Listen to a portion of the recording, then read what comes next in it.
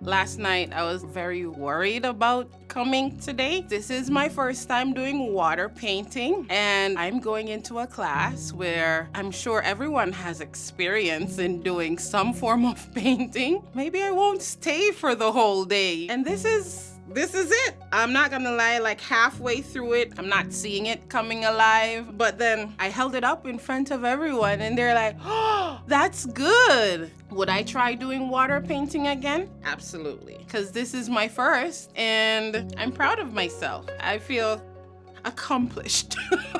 This class has been motivating, I would say, because I came and I realized it's not all professionals.